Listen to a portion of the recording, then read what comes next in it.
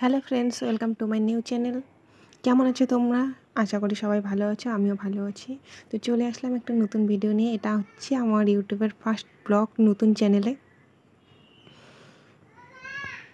রান্নাবান্না কমপ্লিট করে তো আমি এসেছি এখন কলের পাড়ে। ভাবছি কাপড় ধোবো। তো কাপড় ধোয়ার আগে ভাবলাম যে একটু ব্লগ করে নিই। অনেক দিন থেকে যেহেতু কোনো ব্লগ দেওয়া হয়নি আমার নতুন চ্যানেলে, পুরোনো চ্যানেলটা একটা কারণে বন্ধ করে দিতে হয় আমাকে।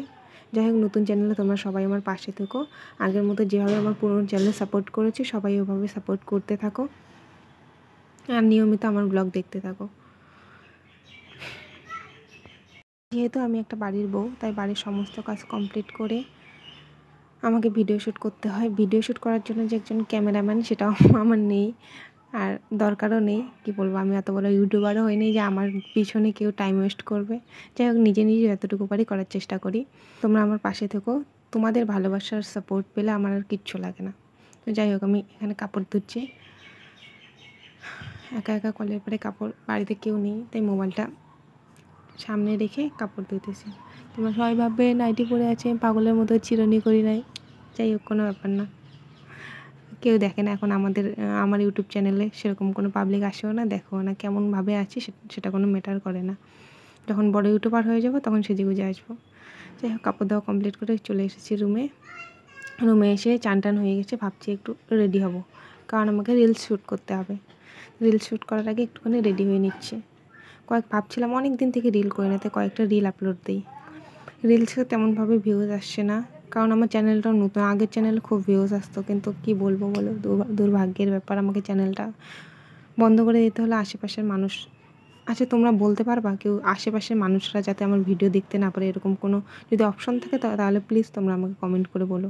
কারণ আমি চাই না আমার বাড়ির লোক, আশেপাশের লোক তারা আমার ভিডিও দেখুক। কারণ তারা ভিডিও দেখবে ইউটিউবে, তারা কমেন্ট করবে বাড়িতে এসে। আমার ভালো লাগে না, তাই ওই চ্যানেলটা বন্ধ করে দিলাম। তো যাই হোক, সাজুগুজু রেডি হয়ে গেলাম। একটু চিরুনি করে সাজুগুজু বলতে কি, সামান্য একটুখানি সিঁদুর আর একটা লাল টিপ, এতটুকুই। চিরুনি করে একটা ড্রেস পরে কয়েকটা রিল শ্যুট করে নেবো। ছেলে এখন ঘুমাচ্ছে। ছেলেকে ভিডিও বানানোর আগে সবথেকে বড় টেনশন কী জানো তোমরা? কী পরে ভিডিও করব। এই গরমের মধ্যে শাড়িটারে না একদমই ভালো লাগে না। কি বলবো তোমাদের, একটা কুর্তি বের করে নিয়েছি, এই যে বিছানায় পরে আছে। ভাবছি আজকে এটা পরে শ্যুট করবো, ভিডিও করবো। কিন্তু কুর্তিটা হাতে নিয়ে দেখি এই কুর্তিটার মাঝে কোমরের মধ্যে একটা বেল্ট ছিল, সেই বেল্টটা নেই। সেই বেল্টটা না থাকার কারণে এই কুর্তিটা আমাকে আজকে রিজেক্ট করতে হলো। এই বেল্ট ছাড়া যদি কুর্তিটা পরে কোমরটা একদম কেমন যেন ঢলঢলা লাগে, ভালো দেখা যায় না। তাই ভাবছি কী পরে করবো ভাবতে ভাবতে আর একটা কুর্তি নিয়ে আসলাম। সুকেশ খুলে দেখে সুকেশের মধ্যে কী আছে। সব জামা কাপড় পরে সব কিছু একদম অগোছালো করে রেখেছি। সামনে একটা কুর্তি পেলাম, এই কুর্তিটা পরেই চলে আসলাম। কি বলবো বলো, বেশি কী বলবো, রিলস করার আগে এত রেডি সেডি হতে ইচ্ছা করে না। কি বলবো বলো, আমার না চ্যানেলে ভিউজ আসছে না আর কিছু আসে, এত রেডি সেডি হয়ে কী করবো। যাই হোক, এটা হচ্ছে আমার final look. Tata guys, subscribe করো সবাই।